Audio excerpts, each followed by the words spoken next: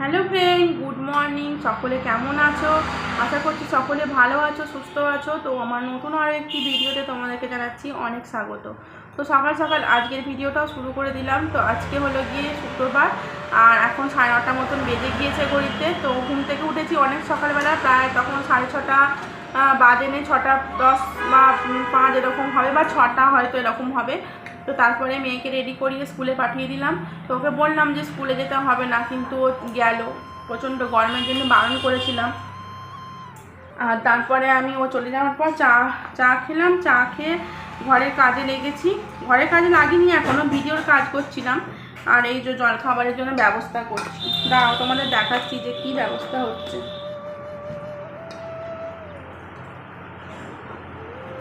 এই যে এটা কি বলো তো, এইটা হলো গিয়ে বেসন। ঠিক আছে, বেসনটা আমি এখন এর মধ্যে কি কি দিয়েছি, নুন দিয়েছি, কালো জিরে দিয়েছি, আর একটু মিষ্টি দিয়েছি, আর একটু হলুদের গুঁড়ো দিয়েছি, অল্প একটু বেকিং সোডা দিয়েছি, আর একটু জোয়ান দিয়েছি, আর হলুদ একটু দিয়েছি। ঠিক আছে, হলুদটাকে বলেছিলাম। তো এই সমস্ত সব কিছু দিয়ে একদম সুন্দর করে বেসনটা স্মুথলি একটা ব্যাটার তৈরি করব, যাতে ব্যাটারটা খুব স্মুথ হয়। ঠিক আছে, খুব পাতলা নয়, আর একদম যে মোটা তাও নয়, মোটামুটি একটা তৈরি করব। এই যে দলা মতন বেঁকে আছে, এটাকে ফাটিয়ে ফাটিয়ে একদম সুন্দর করে করবো। আর জল দেবো না, এটা ফাটলেই হয়ে যাবে। ঠিক আছে, আর কি জলখাবারে করছি সেটা তোমাদেরকে দেখাচ্ছি। তো বন্ধুরা দেখো, এখানে আমার জলখাবারের জন্য বেগুনিগুলো রেডি হয়ে গেছে। তো এটা বেগুনি বলবো না, এটা কুমড়োর বড়া। তো এই যে এরকম দেখতে হয়েছে, আর খুব সুন্দর মুচমুচে, একদম খাস্তা, একদম মুখে দিলেই কামড়ালে কুড়মুড় করে আওয়াজ হচ্ছে। আর তার সঙ্গে কুমড়োর বড়া যেহেতু, তো ভীষণ একটু মিষ্টি মিষ্টি ভাব আছে। তো মুড়ির সঙ্গে একদম জমে ক্ষীর হয়ে যাবে। তো এটা আমার বাবার জন্য মুড়িটা আমি রেডি করলাম, কারণ আমি এখনও চান করিনি। ঘরের কাজ সেরে চান করব, পুজো করব। হয়তো আমি এখন মুড়ি দিয়ে খাবো না, আমি এটা ভাত দিয়ে খাবো। ঠিক আছে, তো ওদের সকলকে খেতে দিয়ে এখন চান টান করতে যাব। তো চান করতে যাওয়ার আগে ভাবলাম যে মেয়ে তো এই ঘুম থেকে উঠলো, তো ওকে চা করে দিলাম। তারপরে চা খেয়ে ও বললো আমি ঘরটা বিছানাটা পরিষ্কার করে দেবো, তুমি চান করে এসো। তো হাতে একটু সময় আছে দেখে ভাবলাম যে তাহলে সবজিটা একটু কাটিং করে রাখি, রেখেই তার একটু কাজটা এগিয়ে রাখি, তারপরে না চানটা করতে যাব। তো সেই জন্য আমি এখন ওদের জলখাবারটা দিয়ে আর এখন সবজিগুলো কাটতে বসলাম। তো দেখো, কালকে থেকে বাজারগুলো নিয়ে আসা হয়েছে, আর বাজারগুলো রোদ লেগে নয়, একেবারে শুকনো দড়ি পাকিয়ে যাচ্ছে। তো রোদ লেগেছে বলতে, সকালবেলার যে প্রথমে উঠে যে রোদটা না, পুরোটাই আমার ঘরে এসে ঢুকে লাগে। তো তারপরে এই সবজিপাতিতে লাগে। তো ওই জন্য এখন এই গরমের সময় একটু যদি রোদের আভাস পায় এই সবজিগুলো, তো সেগুলো আর মানে টাটকা থাকে না, সঙ্গে সঙ্গেই শুকনো হয়ে যায়। তো ওই জন্যই ভাবছি যে আজকে সব সবজিগুলো রান্না করে ফেলতেই হবে, যেন তেন প্রকারে হোক। রান্না করলে হয়তো খাওয়া হবে, রান্না না করলে কি করে আর খাওয়া হবে। তো ওই জন্যই সবজিগুলো সমস্ত সব কিছু কেটে রেখে তারপরেই আমি চান করতে যাব। আর সকাল থেকে উঠে এই টুকিটাকি কাজ সারতে সারতে প্রায় 10টা সাড়ে 10টা বেজেই গেল। তো ভাবছিলাম যে পুজোটা করে এসি, তারপরে খাওয়া দাওয়া করব। ওই জন্যই আরও একটু দেরি করছি, কারণ এই সবগুলো কেটে টেটে তারপরে ওই চান করতে ঢুকবো। তো চলো বন্ধুরা, ভিডিওটা দেখতে থাকো আর আমার সঙ্গে থাকো।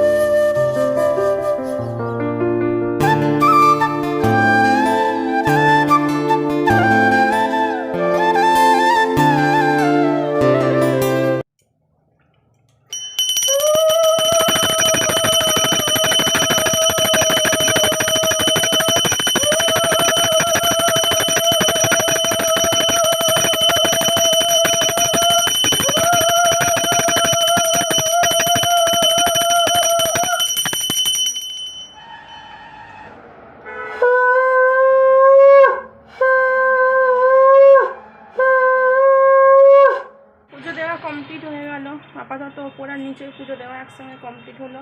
তারপরে এই যে জামা কাপড়গুলো তুলে নিচ্ছি এখন, কারণ রোদের যা বাহার, বেশিক্ষণ রাখলে পরে একদম মরমরে খড়খড়ে হয়ে যাচ্ছে। ওই জন্য যদিও স্বল্প ভিজে থাকলেও অসুবিধে নেই, হয়তো কোনোটাই ভিজে নেই, সবই শুকনো, কারণ সবই তো ছোটোখাটো জিনিস, বড় বড় জিনিস কিছুই নেই। বড় বড় জিনিস আরোই ছোটোর থেকে তাড়াতাড়ি বেশি শুকনো হয়ে যায়। জামা কাপড়গুলো তুলে নিয়ে যাই, নিচে গিয়ে নিচে যাব, তারপরে জল টল খাবো, একটু গ্লুকন-ডির জল খাবো, মানে আমিও পারছি না, গরমে তো একদম হাঁপিয়ে উঠেছি। এই যা আজকে খুব অল্প জামা কাপড় কাচা হয়েছে, খুব একটা বেশি জামা কাপড় কালকে ছিল না। ঠিক আছে, এইগুলো তুলে নিয়েই কাচাবো।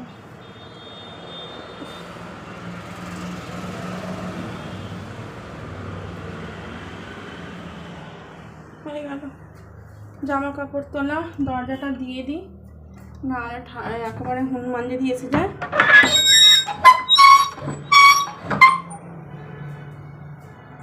চলো, বাইরে তো প্রচণ্ডই গরম, প্রচণ্ড বলতে মানে হাঁসফাঁস করছি এরকম গরম। তো এখন কদিন এরকম গরম থাকবে বলেই দিয়েছে। তো পুজো টুজো করে এলাম যেহেতু, আর কিছু সেরকম খাওয়া দাওয়া করতে ইচ্ছা করছে না এখন। তো মনে হচ্ছে এখন যেন একটু শুধু ঠান্ডা জল খেলে মনে হয় মানে একটু শান্তি পাওয়া যায়। তো সেজন্য শুধু তো জল খেলে হয় না, তো যাই হোক কিছু তো খেতে হয়। তো তার জন্য একটু গ্লুকন-ডি গুলে এখন জলের সঙ্গে, আর এটা আমি এখন খেয়ে নেবো, কারণ আমাকে এপাশে রান্নাবান্না করতে হবে, অনেকগুলো কাজই আমার এখনও পেন্ডিং হয়ে পড়ে রয়েছে। তো দেখো গ্যাস জ্বেলে দিয়েছি, আর দুপাশে রান্নাও বসিয়ে দিয়েছি, মানে 3টে উনুন আজকে জ্বেলে দিয়েছি পরপর, একেবারে রান্নাগুলো চাপিয়ে ফেলবো। কারণ যেহেতু আমি সবজিটা একটুখানিটা কাটিং করে এগিয়ে রেখে গেছি, তাই ভাবলাম যে ঝটাপট হয়তো হয়েও যেতে পারে।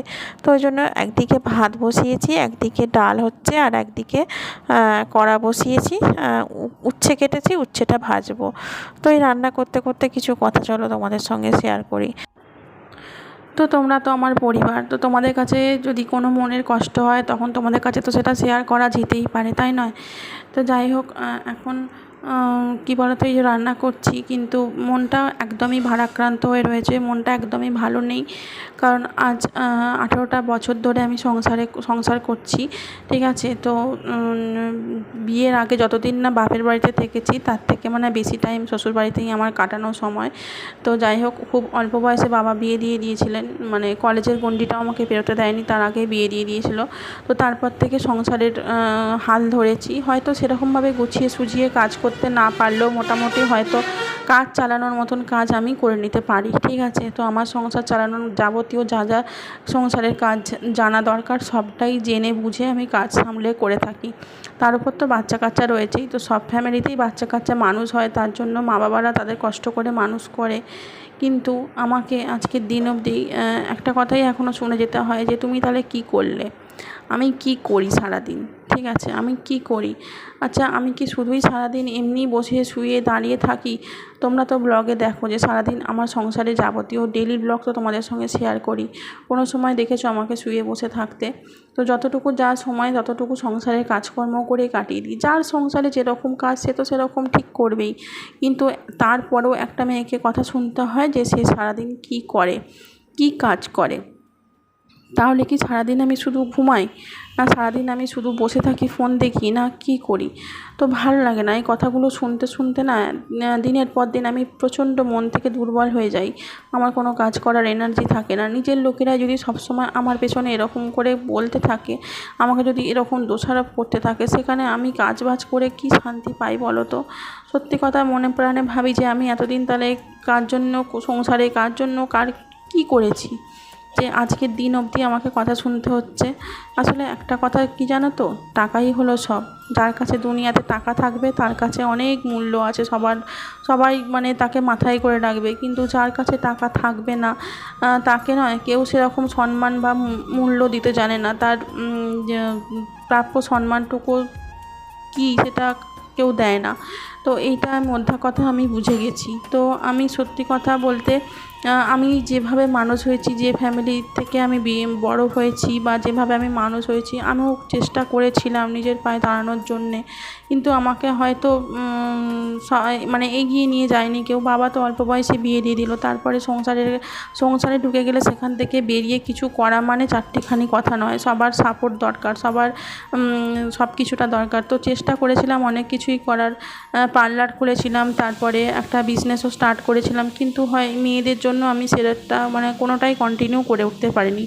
তো তারপরে যাই হোক, লকডাউনের পর থেকে ইউটিউবের কাজ আমি ধরেছি, কিন্তু সাকসেস তো এখনও সেরকমভাবে পাইনি, তবে চেষ্টা করছি, আমি সময় দিচ্ছি। কারণ যখনই ডিমোটিভেটেড হয়ে পড়ি তখনই আমার কাছে কীভাবে ভিডিওগুলো আসে জানি না, কিন্তু সবাই বলে যে হচ্ছে গিয়ে চেষ্টা চালিয়ে যাও, দেখবে একদিন সফল হবেই। তো আমি সত্যি কথা বলতে খুব মনে মনে কষ্ট নিয়ে চেষ্টা করছি। জানি না কোনো দিনও আমি কিছু করতে পারবো নাকি, এই মেয়েটার দ্বারা কিছু সম্ভব হবে নাকি সেটা আমি আদৌ জানি না। তো আমি যে একটা খুব সাধারণ মেয়ে বন্ধুরা, আমার সেরকমভাবে চাহিদা কিছু নেই, সত্যি কথা বলতে একদমই সেরকমভাবে চাহিদা কিছু নেই। কিন্তু ভাবছি যে নিজের সঙ্গে লড়াই করতে গেলে কিছু অর্থের প্রয়োজন তো হতেই পারে, তাই নয়? সবসময় পরের ওপর নির্ভরশীল না হওয়াটাই ভালো। তো আমরা যারা সাধারণ গৃহবধূরা আছি, সেটা আমরা যারা আমাদের সময়টা যখন পেরিয়ে এসছে সেইটা না হয় বাদ দাও। তো এখন আমি চাই যে আমরা মেয়েরা, প্রত্যেকটা মেয়ের আগে স্বাবলম্বী হওয়া অবশ্যই নিজের পায়ে দরকার। নিজের পায়ে স্বাবলম্বী হয়ে তারপরে কেরিয়ার গড়ে তারপরে সংসার জীবনে পা দেওয়া উচিত। নাহলে প্রত্যেকটা পদক্ষেপে কথা শুনতে হয়, প্রত্যেকটা পদক্ষেপে কেউ কথা শুনোতে ছাড়ে না, সে নিজের লোক থেকে আরম্ভ করে পরের লোক থেকে আরম্ভ করে যেই হোক না কেন।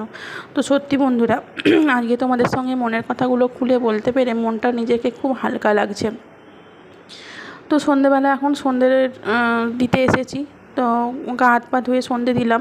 তো সারা দুপুরই শুয়ে ভাবছি আসলে প্রত্যেকটা মানুষ যখন প্রত্যেকটা দিন তার নিজেদের পরিবারের লোকের কাছ থেকে এই কথাগুলো শোনে, তার কি আর কিছু ভালো লাগে, আর কি কিছু মন চায়? তো আমার তো একদমই ভালো লাগে না, সত্যি বলছি। আজকে এতগুলো বছর আমি সংসারে কাটিয়ে ফেললাম, তো কেউ আমাকে কখনো ভালো বলে বললো না। এটাই আমার কি বলবো, এটাই হয়তো আমার পাওনা ছিল। আর আমার যাওয়ারও জায়গা কোথাও নেই যে কোথাও গিয়ে 2 দিন 4 দিন থাকবো বা কিছু, কিন্তু থাকলেও মনের দুঃখটা যদি মেটে, তো কোথাও যাওয়ার জায়গা নেই। তার জন্যই শুধুমাত্র নিজেদের মেয়েদের মুখের দিকে চেয়ে আমি কোথাও গিয়ে থাকতেও পারবো না হয়তো, কারণ ওদের কেরিয়ার যতক্ষণ না গড়তে পারছি ততক্ষণ মরেও শান্তি নেই, এক কথায় আর কি। তো যাই হোক, যাই হয়ে যাক, আমাকে স্টিল লড়তে হবে আমার জন্য। তার জন্য তোমাদের একটু সাপোর্ট আর ভালোবাসা দরকার। তো তোমাদের কাছে একান্তই অনুরোধ বন্ধুরা, তোমরা এই ভিডিওগুলো দেখে দিদিভাইটার পাশে থেকো আর আমাকে একটু এগিয়ে নিয়ে যেতে সাহায্য করো, যাতে আমি আমার লক্ষ্যে পৌঁছতে পারি। আর এখানে দেখো, সন্ধেবেলা চাটা খেয়ে মেয়ে এখন রেডি হয়েছে ফুচকা খেতে যাবে বলে। তো একটু ফুচকা খেতে যাবে, বায়নাই করেছিল দুপুর থেকে যে একটু যাবো, ফুচকা খাবো। সেই জন্য রেডি হয়েছে। এখন আবার লিপস্টিক দিচ্ছে, দেখো, লিপস্টিক দিয়ে ফুচকা খেতে যাবে। তো চলো বন্ধুরা, আজকের ব্লগটা এখানেই শেষ করছি। দেখা হচ্ছে আগামী নতুন কোনো ব্লগ নিয়ে, ঠিক আছে? ততক্ষণ তোমরা ভালো থেকো, সুস্থ থেকো, আর আমার ভিডিও দেখার জন্য তোমাদেরকে অনেক অনেক অনেক ধন্যবাদ। আর যারা নতুন দেখছো, অবশ্যই করে চ্যানেলটা কিন্তু সাবস্ক্রাইব করো, আর ভিডিওটিতে একটা লাইক দিও, ঠিক আছে? তো চলো, আজকের মতন সবাইকে টাটা।